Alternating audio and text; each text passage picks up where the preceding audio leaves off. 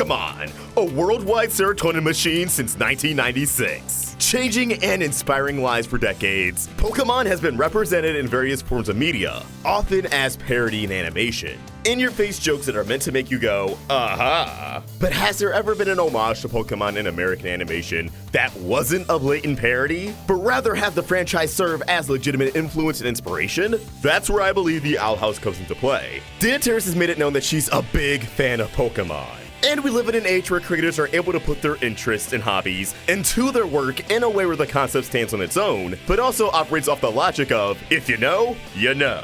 For example, Amphibia's badass overarching story is clearly inspired by Zelda, with a dash of Sonic, but if you aren't in a loop with those two franchises, it still works as its own story. The weight of these concepts do not lose their significance. So recently, I was thinking about Palismen in the Owl House when it hit me. Dana said that they can do some pretty cool stuff that we'll learn about in the next season. And pondering what that cool stuff can be, the realization suddenly hit me like a ton of bricks. Palismen are animalistic familiars, and they house their own source of magic. And while we still don't fully comprehend how magic operates on the Boiling Isles, we do know one thing: in this land, magic and the elements go hand in hand. Magic is everywhere, so it's not too hard to connect those dots. The aforementioned pretty cool stuff that Palismen are capable of could, in all honesty, be anything, but going off what we've already seen, in conjunction with the fact that the Bat Queen has a need to protect them, I feel like it has to be something simple. I feel like a Palisman's true capabilities would be on display if she ever went all out, which she did against Lilith in Agony of a Witch. The most notable utilization of her staff was, wouldn't you guess it, utilizing one of the elements to attack. So pretty straightforward, I believe Palismen, these magical wooden animals, are created with the innate ability to utilize at least one element that can be incorporated into various spells, just like Pokemon.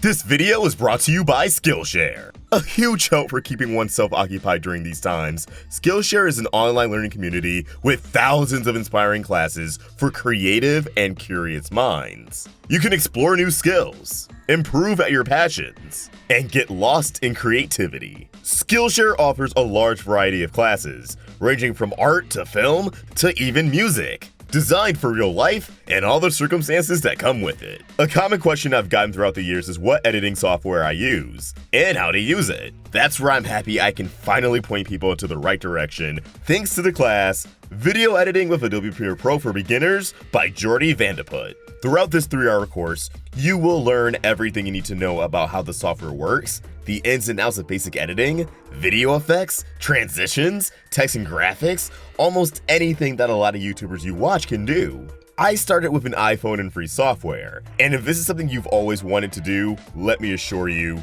you can. Skillshare is curated specifically for learning, meaning there are no ads, and they're always launching new premium classes, so you can stay focused and follow wherever your creativity takes you.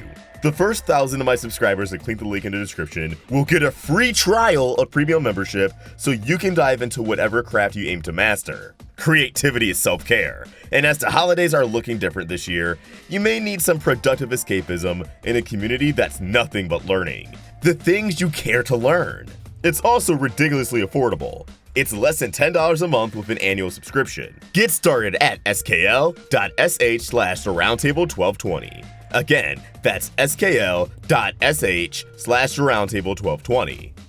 Again, so far, the best example to support this idea is in Agony of a Witch. Throughout the first season, although it's established early on that Ida is capable of using various forms of magic, it seems like when it comes to simple spells, she's pretty partial to casting fire, something I assume she can no longer do now that her magical sack of bile has been depleted. However, in Agony of a Witch, she switches things up and utilizes a different element, lightning or electricity. And although yellow just seems to be the color of her aura, the bolts of lightning she fires off at Lilith seem to stem exclusively from Albert. And we know this is an elemental spell, as Luz utilizes glyphs of the same ability in the following episode, Young Blood Old Souls. Not to mention, whenever Albert's eyes are glowing, they particularly glow a yellow color, much like how Lilith's Palisman sports glowing blue eyes. And wouldn't you know it, Lilith is casting blue fire. I'm not ruling out the idea that this could be a stylistic choice, but I don't believe these factors should be disregarded. Although Ida can no longer naturally cast magic, I believe whenever she possesses possesses her staff, she'll still be able to cast lightning and electric spells, making Albert pretty much Pikachu in this situation.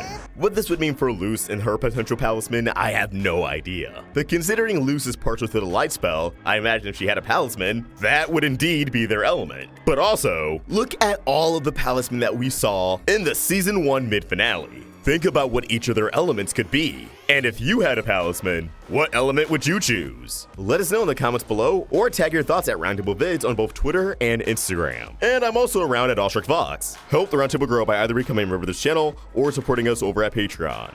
And if you enjoyed this quick theory, please be sure to throw a like and subscribe, alongside hitting that bell for notifications. Special thanks to ARTWITHKODA for creating an awesome thumbnail. For more of his amazing art, you can find him on Instagram at ARTWITHKODA or subscribe to his YouTube channel. Links down below. Thank you for watching, and I hope you have an awesome day. AllSharkVox, signing out.